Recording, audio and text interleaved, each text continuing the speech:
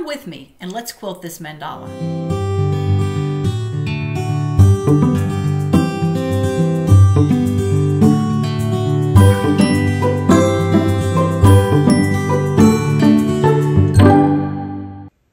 Hey guys, welcome back to Frances Quilts. Well, it's the start of a new year, and every new year we need a new project to start. At least that's what I think.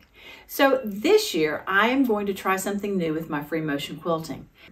Last year, as any of you who have watched for a while know, I spent a lot of time practicing grid quilting, just trying different designs, different grids to see what I liked and what I didn't. This year I'm going to continue with grid quilting, but I'm going to do it in a circular motion. So something like this. When we were visiting in Kathmandu back in 2015, we spent some time in a mandala workshop. It was so amazing to see these guys performing their art and working on these gorgeous pieces.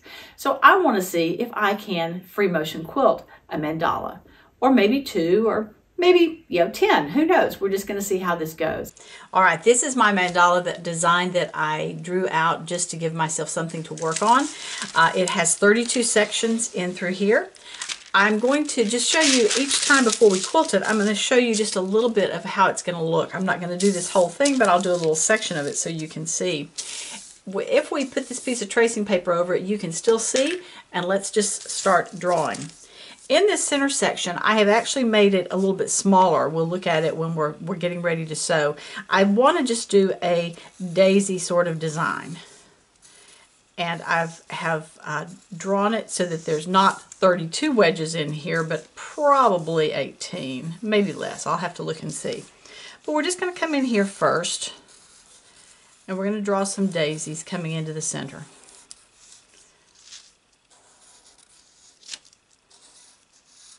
Actually, when I start quilting this, I'm going to start from the outside and work my way in.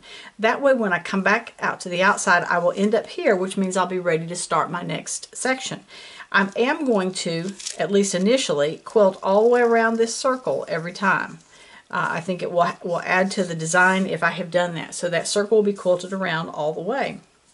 This next design is one that I'm really going to have to concentrate on because I struggle with it. I want to do a design that starts on this line and ends here, but in between it's going to come up and into the center like that. So we're still kind of doing a petal shape. That looks all right. The trick is when I start going backwards. Well, that one looks all right, but the question is, can I quilt this? So we're going to come up into here and back and here. Again, I have to stop and think. If I have this much trouble, see, that one doesn't look good. If I have this much trouble going with pen and paper, drawing it with pen and paper, who knows what the quilting is going to look like. I'm going to come up into here, and we're going to come down in here, up and here, and down in here. Let's do one more. Up to here, and down to here. I will try a few of these without marking them. I may have to revert to doing some marking just to make sure I get them right. This next one, I'm going to do something that's a little bit easier. I'm just going to do, and actually when I get to the end here, I need to do the same thing. I need to draw around this circle. We're going to do one more of the circles before we finish today, and that's just going to be a simple loop similar to this, except it's not going to come down to a point like this one did. It's going to start here and it's going to end here. So every one is going to come up and down, up to that center and back down.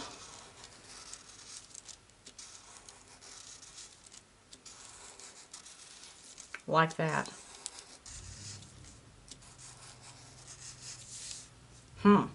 We'll see how that looks. Well, guess what? I forgot to push play. Let me show you what I'm doing here. I'm doing this center section right here, just with my little loops coming up like this as a reminder. This is what we're aiming for, is something like this. I did remember to start at the top of one of my petals. So now I'm just going to finish this one and come back up to here, and then I'll quilt around that circle and move on to the next row. Note to self, remember to start the video.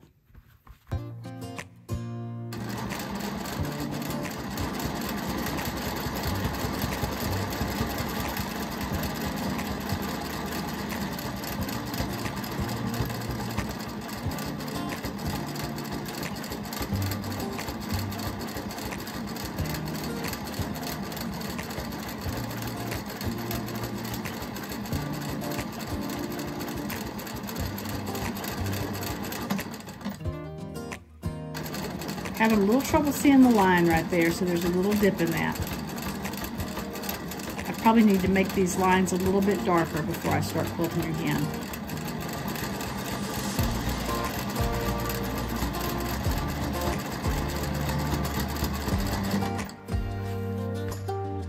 Well, that's not perfect, but it isn't horrible.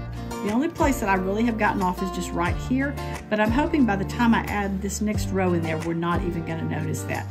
If I feel like it's still noticeable, I'll come in and just pick out some stitches from here to here, and I will fix that little area in there. All right, now we're up to the part that I'm worried about. We're going to come along the line. We're going to travel along the line. We're going to make a curve into the center. Up like that. Okay, that looks all right. Now we're going to come down, and we're going to curve out the other way and come back down that line. It's a little lopsided, but maybe it'll be all right. Up and over, down and back. Up, over.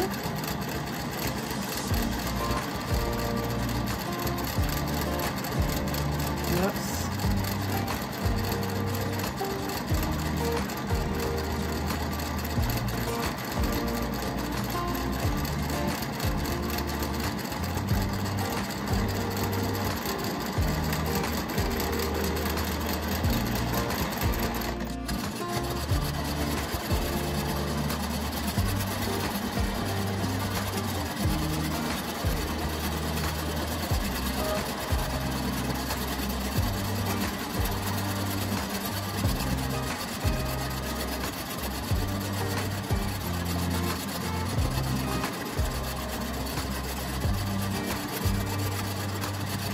It is especially hard doing as well without moving my piece around like this. Maybe I'll move it around here just to make it a little bit easier. We'll see if that helps.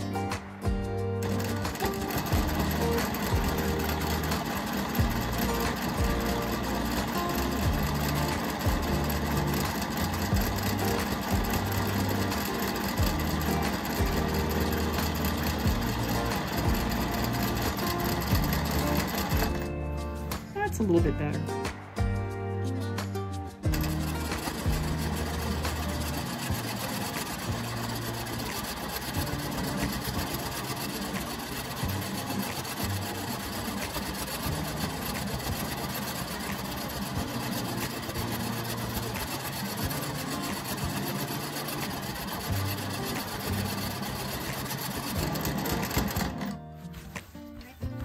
All right, that is not too bad. So now I want to make my way back up to here. I could obviously stop and tie off, but I think instead I'm just going to travel along this line and back up to here. Carefully travel.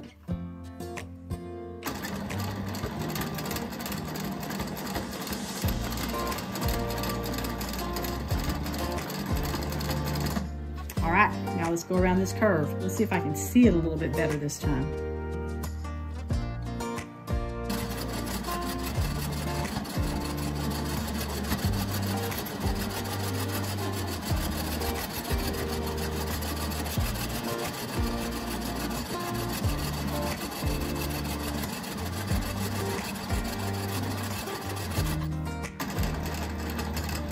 Whoops, didn't do a good job of starting. Starts and stops are always, or actually starts are always the hardest.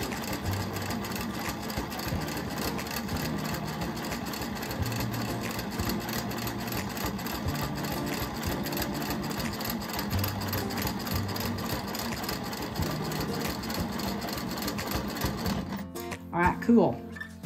That looks nice. Again, I have a little bobble right here. The nice thing about that is that bobble is on a line right there where I'm going to be putting something else, so hopefully it is not going to be as noticeable. Now remember, the last thing that I'm going to do are these loops like this. So they're just going to come up one side here, curve around, and come straight back down. We're just going to do loops like that all the way around.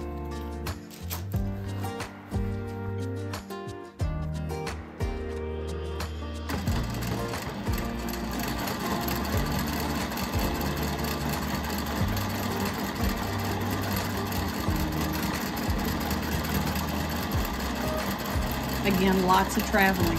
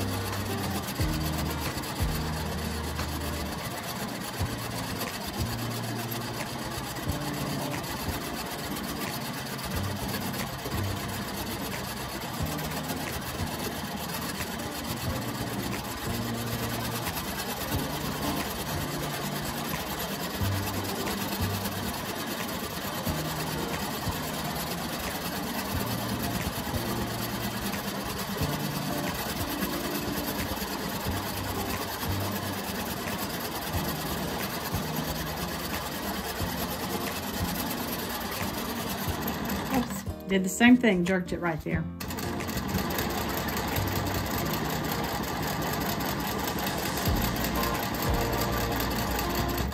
I'll tell you part of what's going on.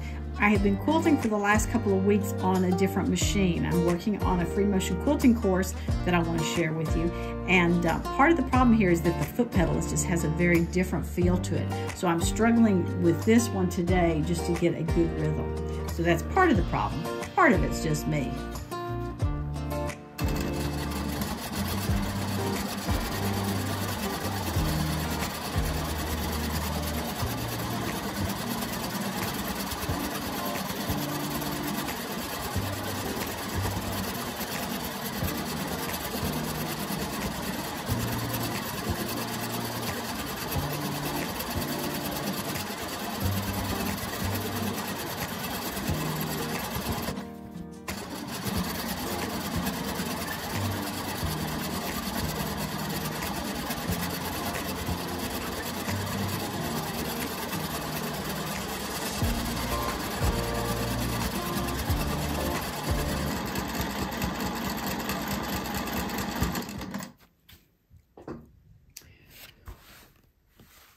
Whew, I'm glad it's done.